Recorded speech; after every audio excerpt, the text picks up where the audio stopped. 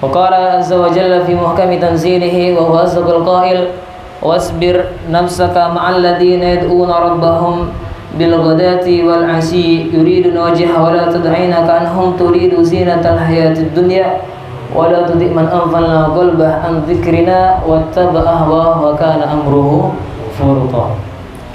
وقال نبينا محمد صلى الله عليه وسلم من يريد الله به خيرا يفقهه في الدين. Kama qala Nabi Muhammad sallallahu alaihi wasallam. Awalan al-mukarramun wal muhtaramun, para hadirin, bapak-bapak yang hadir dan teman-teman santri sekalian rahimakumullah. Wa nakhussu bidzikir Syekhul Al-Fadil, guru kita Al-Ustaz Abdul Rahim Sirajuddin yang mana tidak bisa berkesempatan hadir pada malam hari ini, dan semoga kita semuanya di sini pada malam hari ini Allah berikan limpahan rahmatnya, dan semoga Allah berikan kita sakinah, ketenangan yang mana dijanjikan Nabi Muhammad SAW yang turun di setiap majelis-majelis ilmu dan majelis taklim seperti ini. Amin ya rabbal. Dan pasti pada malam hari ini kita semuanya merasakan yang namanya ketenangan. Hati kita tenang, kita berada di majelis. Hati kita tenang, rohani kita tenang, jiwa kita khusyuk, saking khusyuknya, saking tenangnya sampai ada yang ngantuk sampai tidur. Allah. Karena itu bukti ketenangan hadirin. Bahwasanya ada cerita salah seorang yang pernah tidak bisa tidur hadirin berhari-hari, mungkin sekitar 2 hari 3 hari dia nggak bisa tidur hadirin. Akhirnya temannya mengajak, ayo ikut saya ke hadir majelis, katanya. Loh, ngapain sampai tidur ini, katanya. Sampai tidur, ngapain ngajak saya ke majelis? Loh, ikut aja pokoknya, katanya. Akhirnya diajak dia ke majelis. Baru datang dia di majelis, mungkin baru Fatihah dia udah tidur. Karena apa? Karena Allah turunkan ketenangan di dalam majelis seperti itu. Maka beruntung kita hadirin berada di wilayah seperti ini. Beruntung kenapa? Karena di wilayah Nusantara kita ini banyak orang-orang ini yang jauh daripada majelis, dan bahkan mungkin tidak ada majelis sehingga mereka tidak bisa hadir ke dalam majelis seperti yang kita rasakan. Maka patut kita syukuri, kita jaga majelis seperti ini. Kenapa? Karena orang yang istiqomah hadir dalam majelis, bisyarah dari Nabi Muhammad SAW, kabar gembira dari Rasulullah, orang yang tekun hadir dalam majelis ilmu, dia akan wafat dalam keadaan husnul khatimah. Amin ya rabbal. Loh, udah mau ini dah, meninggal dah. Kok amin semua. Dan ini hadirin, apa tadi? Kalau kita pengen tahu nih tanda orang itu baik, salah satu tanda orang itu baik atau tanda bahwasanya dia orang itu akan mendapatkan husnul khatimah, itu kita lihat dari mana? Itu ketika Allah SWT mudahkan dia untuk hadir dalam majelis ilmu. Sebagaimana Nabi SAW bersabda dalam hadisnya yang masyhur, man yuridillahu bi khairan yufaqihuhu fid din. Barang siapa yang Allah ingin hadir, Allah menginginkan seorang tersebut mendapatkan kebaikan, maka Allah akan mudahkan dia, Allah giring dia untuk faham dalam agama. Nah, kenapa? Karena di sini kita lihat, dan subhanallah kita lihat di sini hadisnya yang ingin siapa hadirin? Allah yang ingin.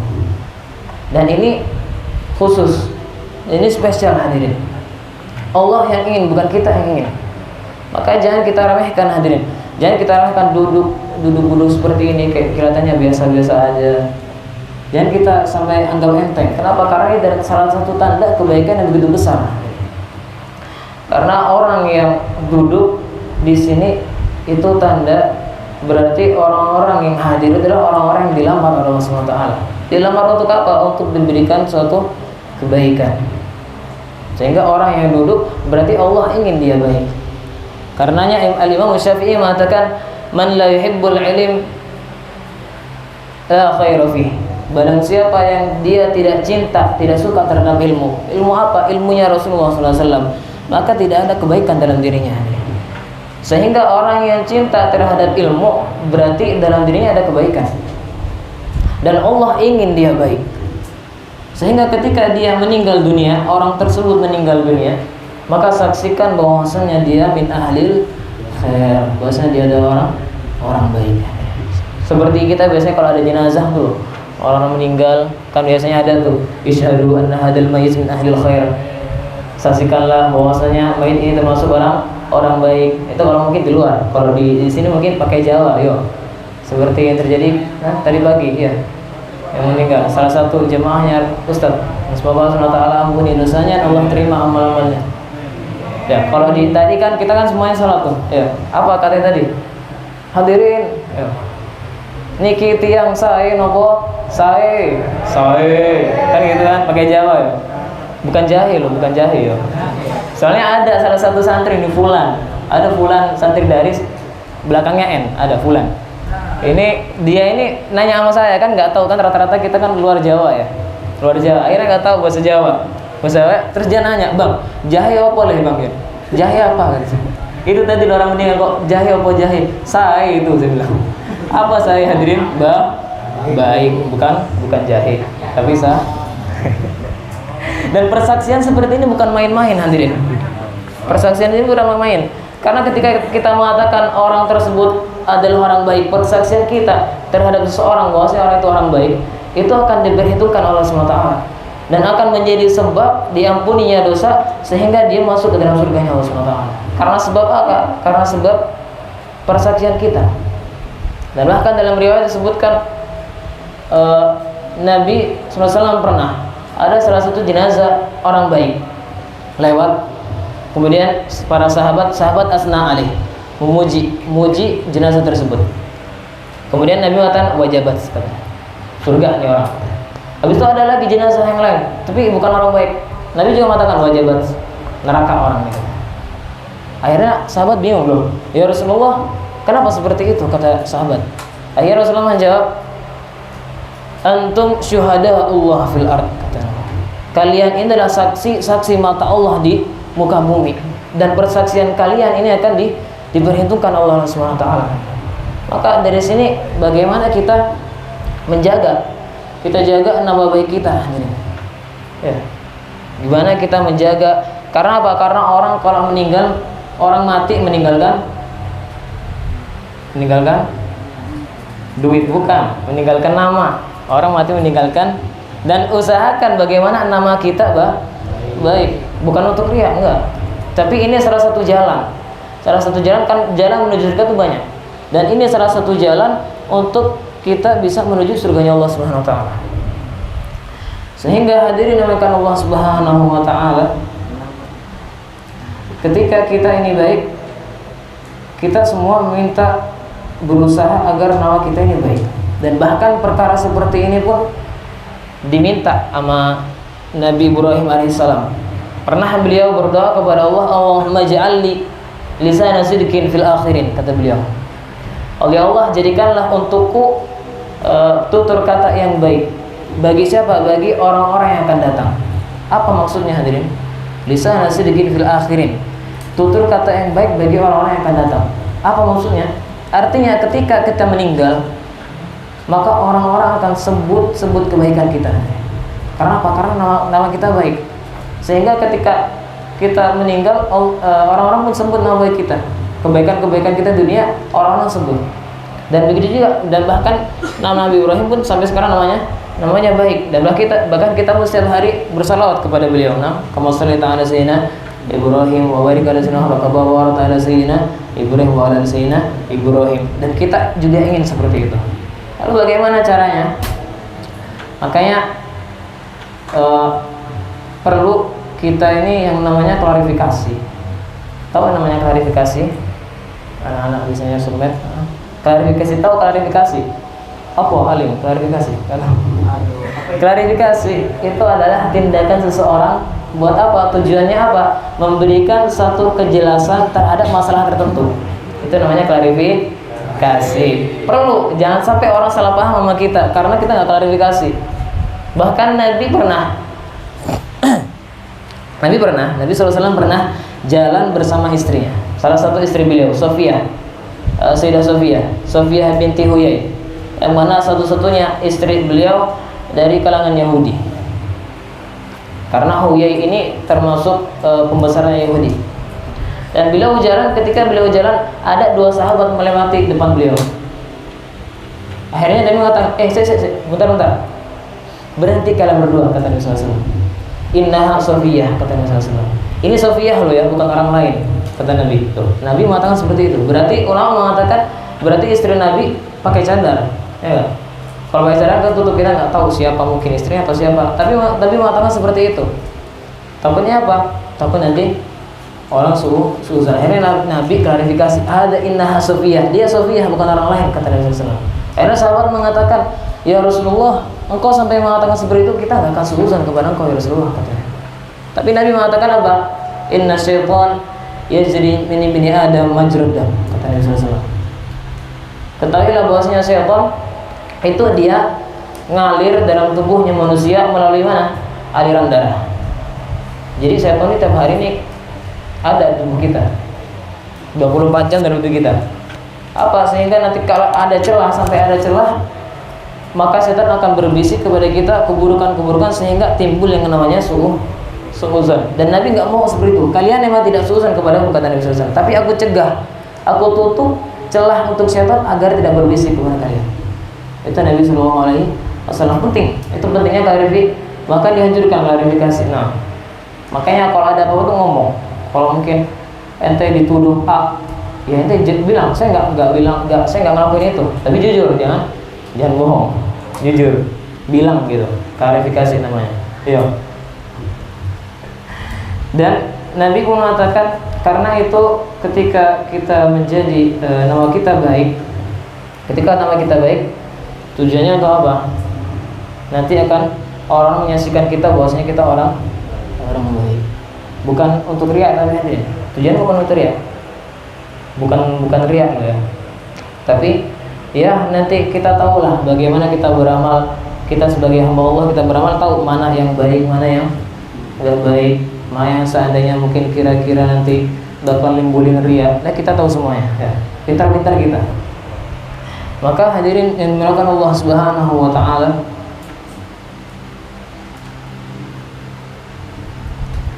Nabi SAW, Allahumma sholli ala sayyidina Muhammad. Jadi ketika kita ini nama kita baik, nanti orang akan menyaksikan kita bahwasanya kita baik, sehingga dengan itu bahwasanya kita masuk ke dalam surganya Allah Subhanahu wa taala.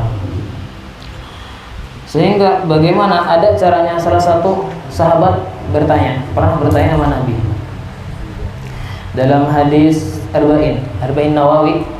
Salah satu sahabat bertanya, idza ja'a ar-rajul ila Rasulullah sallallahu alaihi wasallam faqala ya Rasulullah dullani ala amalin idza amiltuhu ahabbani Allah wa ahabbani an-nas.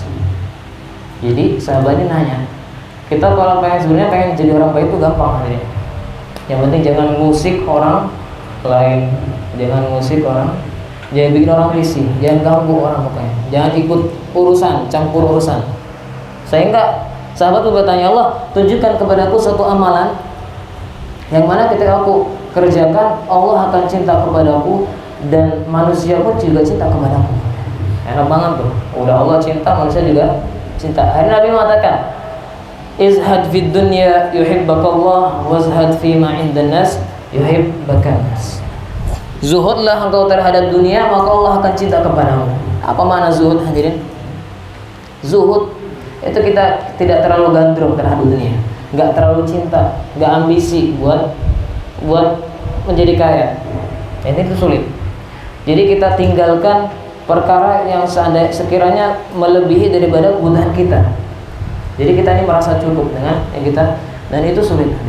Nah, maka ketika kita zuhud, Allah akan cinta kepada kita. Yang kedua, izhad fima indan nas yuhibbakan nas. Yang kedua, zuhudlah ente terhadap apa yang di tangan manusia, maka manusia akan cinta. Apa maksudnya? Jangan ente musik apa yang tangan mereka, entah harta mereka, entah apa urusan mereka. Kalau biasanya kan ada nih, sering orang datang sama kita, mungkin minta duit atau minta apa gitu. Tiap kali datang minta duit, tiap kali datang minta ini minta itu. Akhirnya kita apa? Risih kan? Ya kita risih, pergi dia, kabur lah, nggak mau lah deket-deket lagi lah katanya. Itu manusiawi hadirin, manusiawi, wajar, itu manusia. Allah yaghdab in tarakta su'alah wa bunayyu adam hina yus'al yaghdabu. Allah SWT akan marah ketika kita tidak minta kepadanya. Tapi manusia ketika kita sering minta dia bakal marah. Dan itu manusiawi, wajar, itu manusiawi. Jadi bagaimana kita ini caranya agar orang-orang cinta kepada kita? Ya, tentunya juga jangan sampai riya. Nah, sehingga apa? Sehingga itu akan menjadi wasilah kita. Kita udah tahu nih caranya orang biar cinta sama kita. Allah juga cinta sama kita. Dan ada yang mengatakan sebenarnya kalau bikin hamba cinta itu gampang. Ente cari ridhonya Allah, ente bikin Allah cinta sama ente. Allah cinta sama kita, maka Allah akan meletakkan rasa mahabbah, rasa cinta ke dalam hati hamba-hambanya, sehingga semua makhluk manusia pun ikut juga cinta kepada kita. Intinya seperti itu hari. Dan bahkan apalagi nanti nih kita akan menjadi saksi semua umat manusia di hadapan Allah SWT. Kapan hadirin? Allah SWT berfirman, Allah waja'alnahum ummatan wasatan litakunu syuhada 'alan nas wa yakuna ar-rasul 'alaikum syahida. Dan kami jadikan kalian umat wasat, yang tengah-tengah, umat pilihan tengah-tengah. Apa tengah-tengah maksudnya? Alhamdulillah kita semuanya ahlus sunnah wal jamaah. Nah, kita para sahabat radhiyallahu anhu, kita ridhoi para sahabat ahlul bait, kita cintai habaib, kita cintai. Bahasa banyak nih habaib ya. Teman-teman kita banyak habib, cintai mereka. Walaupun agak begitu ya kan. Enggak, bercanda habib. Kita cintai, ini kita umat tengah-tengah hadirin. Wasat. Tujuannya apa? Allah jadikan kita umat tengah-tengah, litakunu syuhada 'alan nas. Karena supaya nanti kalian ini menjadi saksi umat-umat terdahulu di hadapan Allah Subhanahu wa taala. Karena dalam riwayat dikatakan nanti Allah akan panggil Nabi Nuh. Allah akan panggil Nabi Nuh. Ya Nabi Allah Nuh, hal ballagta, kata Allah Subhanahu wa taala. Wahai Nuh, apakah engkau sudah menyampaikan risalahku? Engkau sudah menyampaikan wahyu yang aku berikan? Kemudian engkau ajak umatmu untuk menyembahku, beribadah kepadaku. Apakah sudah engkau sampaikan? Kata Allah Subhanahu wa taala. Kemudian Nabi Nuh berkata, "Na'am ya Rabb, ballagtu." Ya Rabb, sudah saya sampaikan. Kemudian Allah panggil kaumnya Nabi Nuh. Ya qaum Nuh, hal ballagha Nuh, wahai kaumnya Nabi Nuh, apakah Nabi Nuh telah menyampaikan risalahnya kepada kalian? Kemudian mereka mengatakan apa? Kaumnya, la ya Rabb, ma atana min nadhir, kata mereka. Enggak ada ya Rabb, enggak ada peringatan datang kepada kami, katanya. Enggak ada, Nabi Nuh enggak ada berikan kita, enggak ada ngasih tahu nanti bakal ada pertanggungjawaban, enggak ada. Nabi Nuh ya bakal nanti maklum aja kita kalau kafir, kita nggak beriman, kata kaumnya Nabi Nuh. Soalnya Nabi Nuh nggak nyampein apa-apa, kata mereka. Akhirnya Allah tanya lagi hadirin. Allah sebenarnya lebih tahu, tapi Allah ingin menunjukkan. Akhirnya Allah tanya lagi, ya Nuh, hal laka min syahid, kata Allah.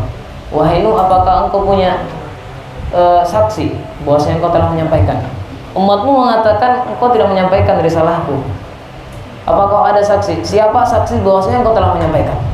Maka Nabi Nuh mengatakan, ummatul Muhammad, umatnya Nabi Muhammad saksi bahwasanya aku telah menyampaikan, kata Nabi Nuh. Akhirnya Allah panggil kita hadirin. Amin. Semoga kita termasuk umat yang diakui oleh Nabi Muhammad SAW.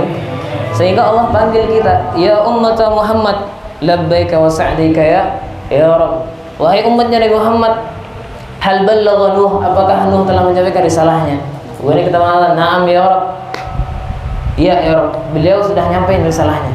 Seperti kita baca biasanya di Quran tuh, di surat Nuh, inni da'awtu qaumi lailan wa nahara falam yazidhum du'ai wa inni da'awtuhum litaghfir lahu ja'alu asabiyan fi adanihim wastaghsaw thiyabahum wa asarru wastakbaru istikbara, dan seterusnya.